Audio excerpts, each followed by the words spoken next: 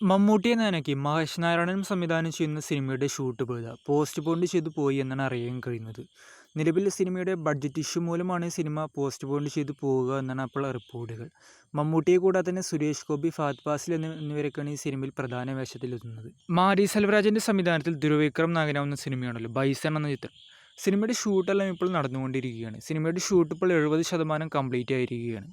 ഈ സിനിമ കബഡിയെ ആസ്പദമാക്കിയിട്ടുള്ളൊരു സിനിമയും കൂടിയാണ്. ശങ്കറിൻ്റെ സംവിധാനത്തിൽ രാംചരൺ നായകനാവുന്ന സിനിമയാണല്ലോ ഗെയിം ചേഞ്ചർ. സിനിമയുടെ റിലീസ് ഇപ്പോഴത്തെ പ്രൊഡ്യൂസർ തന്നെ കൺഫേം ആക്കിയിരിക്കുകയാണ്.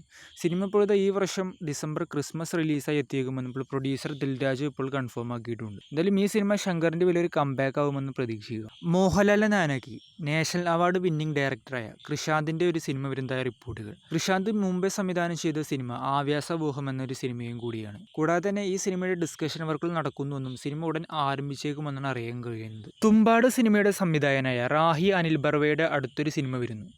ഇതൊരു പീരിയോഡിക് ഫാന്റസി ത്രില്ലർ സീരീസ് ആയിരിക്കുമെന്നാണ് അറിയാൻ കഴിയുന്നത്. സിനിമയിൽ സാമന്ത, വാമിക ഗബ്ബി, ആദിത്യ റോയ് കപൂർ എന്നിവരായിരിക്കും പ്രധാന വേഷത്തിലെത്തുക. രാജി NDK സിനിമ നിർമ്മിക്കുന്നത്. വിശാലിനെ നായകനാക്കി ഗൗതം മേനോൻ സംവിധാനം ചെയ്യുന്ന ഒരു സിനിമയായിരുന്നു. സിനിമയുടെ ഷൂട്ട് ഇപ്പോൾ മമ്മൂട്ടി, ഗൗതം മേനോൻ സിനിമയുടെ ശേഷം ആരംഭിക്കുമെന്നാണ് അറിയാൻ കഴിയുന്നത്. നിലവിൽ വിശാൽ ഇപ്പോൾ തുപ്പരിവാലൻ 2 എന്ന സിനിമയിലാണ് ഇപ്പോൾ അഭിനയിച്ചുകൊണ്ടിരിക്കുന്നത്. എന്തായാലും സിനിമയുടെ ഒരു ഒഫീഷ്യൽ പ്രഖ്യാപനം ഉടൻ പ്രതീക്ഷിക്കുക. യാഷ് നായകനാവുന്ന സിനിമയാണല്ലോ ടോക്സിക് എന്ന ചിത്രം. സിനിമയുടെ ഷൂട്ടെല്ലാം ഇപ്പോൾ നടന്നുകൊണ്ടിരിക്കുകയാണ്.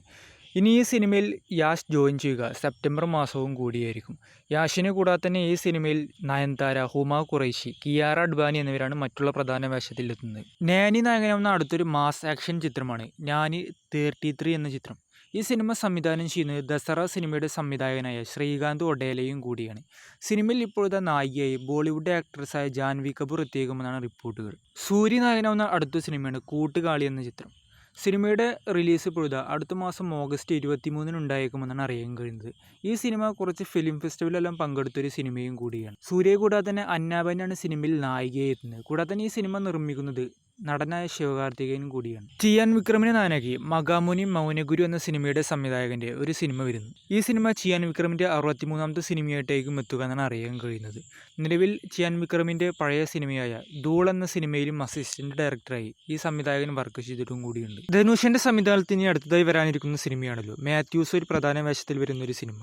ഈ സിനിമ ഒരു കോമഡി ചിത്രവും കൂടിയാണ്.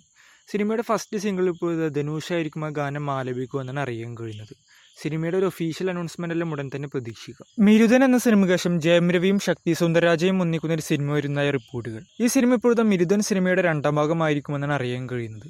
സിനിമയുടെ ഷൂട്ട് ഒരു പക്ഷേ അടുത്ത വർഷമായിരിക്കും ആരംഭിക്കുക. ഋഷഭ് ഷെട്ടി ചിത്രമായ കാന്താര 2 സിനിമയുടെ ഷൂട്ട് ആരംഭിക്കുന്നു.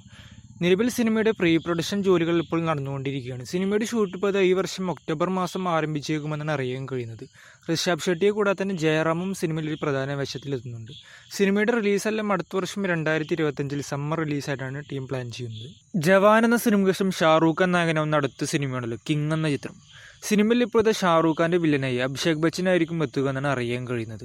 കൂടാതെ തന്നെ ഷാറൂഖ് ഖാൻ്റെ മകളായ സുഹാന ഖാനും ഈ സിനിമയിൽ ഒരു പ്രധാന വേഷത്തിലെത്തുന്നുണ്ട്. ധനുഷിന്റെ സംവിധാനത്തിൽ കഴിഞ്ഞ ആഴ്ച പുറത്തിറങ്ങിയ തമിഴ് സിനിമയായിരുന്നില്ല റായൻ എന്ന ചിത്രം. ധനുഷ് തന്നെ നായകനായ ഈ സിനിമ ഇപ്പോഴത്തെ 100 കോടി ക്ലബിൽ ഇടം പിടിച്ചിരിക്കുകയാണ്.